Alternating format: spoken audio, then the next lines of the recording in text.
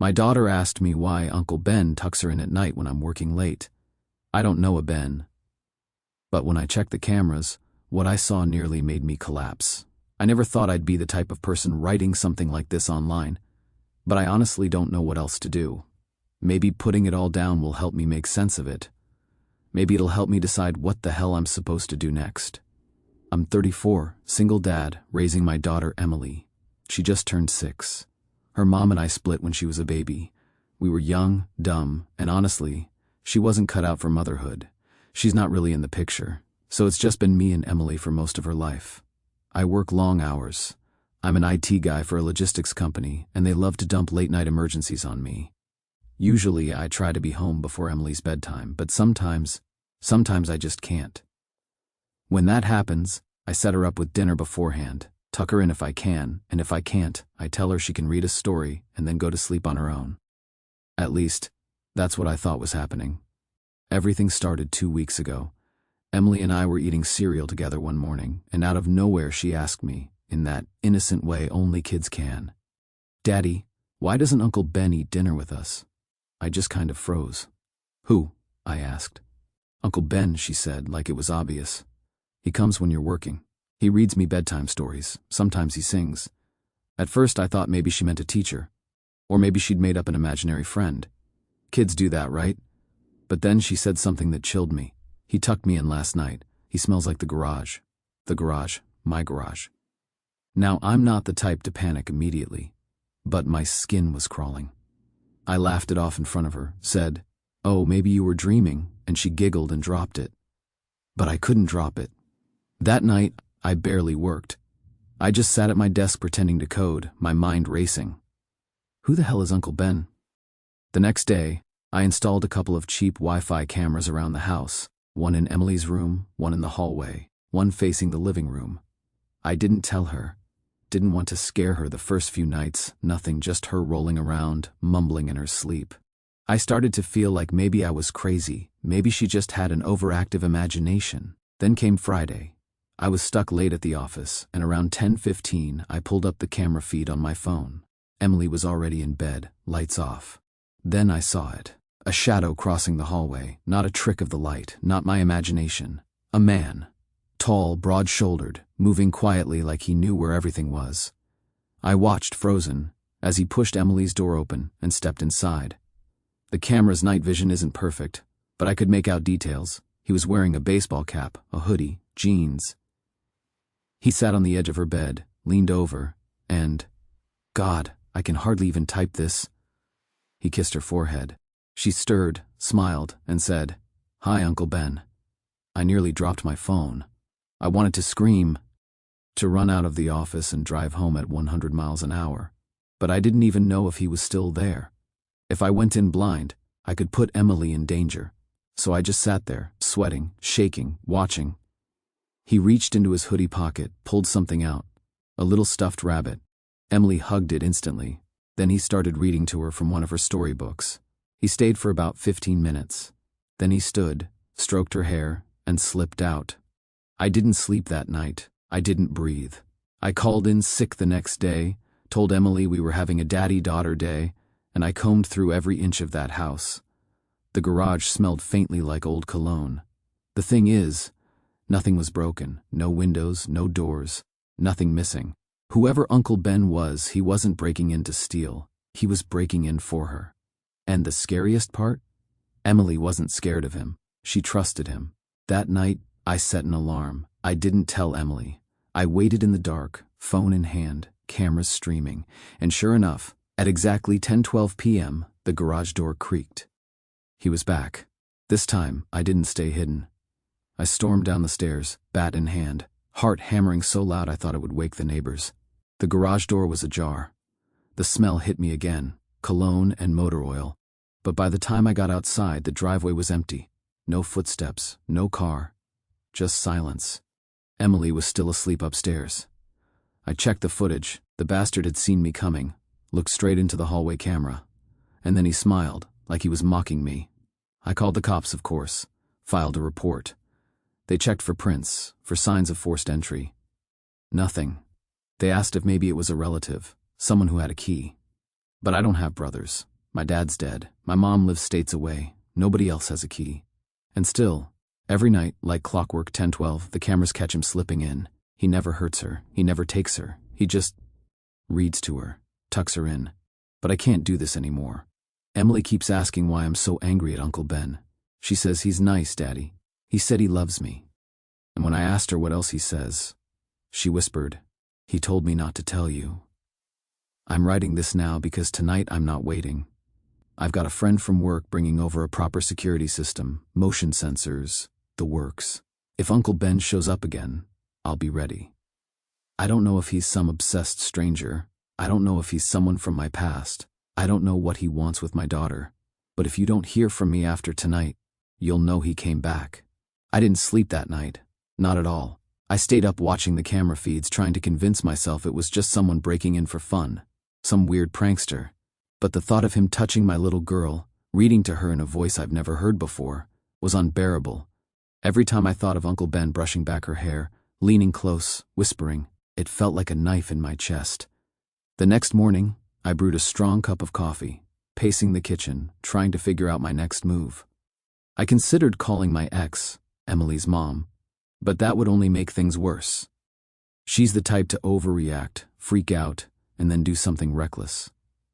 No, this was my responsibility. I was the only one who could protect her. I decided to set up a sting. I told Emily we were going to daddy-daughter movie night and set her up in the living room with popcorn, lights dimmed, blankets ready. I rigged the house with motion sensors, extra cameras, and my phone in hand. I even taped down a few wires in the hallway to detect footsteps. Tonight, I was going to catch him. Hours dragged. Every little creak, every gust of wind made me jump. Emily fell asleep around 9:45. I stayed glued to the camera feed, barely blinking. At exactly 10:12 I saw it, a shadow at the edge of the garage door. My heart nearly stopped. My hands shook as I grabbed the bat again. He came inside. I stayed completely still, watching him move like a ghost. He didn't notice the new sensors or the cameras. I realized he knew the layout of my house. He moved confidently toward Emily's room, his hood up, the brim of his cap low over his face. I swallowed hard. My hands were sweaty, my chest pounding. I wanted to run, to grab him, to scream. But I stayed frozen. I couldn't risk startling him. He had been coming here for weeks. I had no idea how he'd react if he realized I was watching this time. He leaned over Emily, brushing a strand of hair from her face. She stirred, mumbling, "Hi, Uncle Ben." I wanted to scream. I wanted to throw open the door and grab him. But I didn't. I had to know more. He reached into his hoodie pocket and pulled out a small envelope. Emily's eyes widened with curiosity. She grabbed it. He whispered something I couldn't hear from the camera, then slipped out, closing the door softly behind him. I ran upstairs. Emily was clutching the envelope like it was the most precious thing in the world. "Daddy," she said, rubbing her eyes. "Uncle Ben gave me a letter. He said I'm special." I took the envelope from her hands, my hands shaking. I opened it carefully. Inside was a single piece of paper, folded neatly. In childish handwriting, clearly written to appeal to her, it said, "Emily, you are the bravest, smartest, most special little girl. Don't tell your daddy I visit, he won't understand. I'll always be here for you." My stomach dropped. This wasn't just some random prank. This wasn't just a creepy neighbor. Someone had been planning this for weeks, and now I knew they were deliberately hiding it from me, grooming my daughter in a way I couldn't even begin to understand. I tried to sleep that night, but I couldn't. I stared at the ceiling, thinking back over every time Emily had woken up happy in the morning with new toys, little notes or gifts. I had chalked it up to her imagination or my oversight. Now it was clear. All of it had been him. The next morning, I called my best friend from work, Mark. He's a big guy, former Marine, and when I told him what was happening, he didn't even hesitate. "You're not messing around with this, are you?" he asked. "No," I said, trying to keep my voice steady. "I want this guy caught. Tonight. I'll have cameras, motion sensors, everything. I'm not letting him near Emily again." Mark paused. "I'll come over. We'll set up a trap. But be ready. This guy's probably been watching you too." That night we prepared the house. Mark hid in the hallway closet with a flashlight, ready to confront whoever came in. I stayed in the kitchen with my phone, watching every feed, my hands gripping the edge of the counter so tightly I thought I'd leave marks. Emily went to bed around 9:30, completely unaware of the danger looming over her. At exactly 10:12, we saw him. The shadow appeared in the garage again, moving like a predator. This time he froze when he saw the new camera. He hesitated, and for the first time he looked nervous. Mark whispered, "Now." I held my breath as Mark burst out of the closet shouting, "Freeze! Who the hell are you?" The man spun around. My heart stopped. It was my brother. I dropped the bat. My mouth went dry. My hands were shaking so badly I could barely grab my phone. "Ben?" I croaked. He didn't answer. He just looked at me, wide-eyed, guilty, a little terrified. Then he crouched and looked at Emily, still asleep. "Don't," I said, my voice shaking. "Stay away from her." He looked at me, tears brimming in his eyes. "I'm sorry," he whispered. I wanted to be there for her. I wanted to be part of her life. I didn't know how else." I froze. He had been visiting Emily all this time. My own brother. He had been sneaking in, bringing her little gifts, reading her stories, tucking her in. Because he felt guilty. Guilty about what? I had no idea. "What do you mean?" I demanded, anger and confusion boiling inside me. "Your family. You could have just talked to me." "I know," he said. "I know I should have. But after the divorce, I didn't know how. I saw how lonely she was. And I don't know, I thought I was helping." I felt a mix of rage, relief, and disbelief. He wasn't a stranger. He wasn't a predator in the traditional sense. He was my brother. He had made the worst possible decision in thinking that sneaking into my house at night was okay. "You've been sneaking into my house," I said slowly.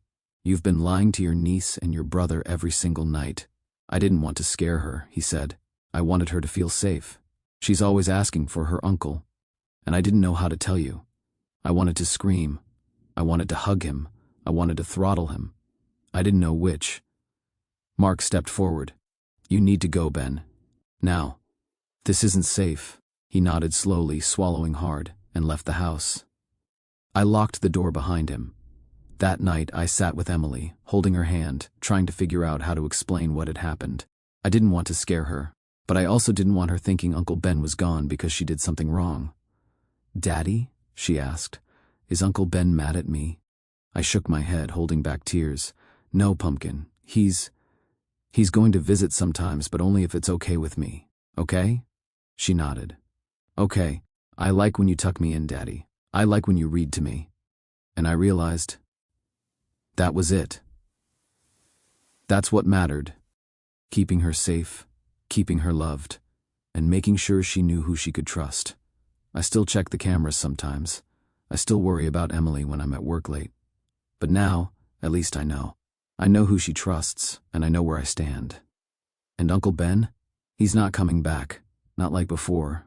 Not without permission. I never thought I'd be grateful for a creepy, terrifying, invasive situation.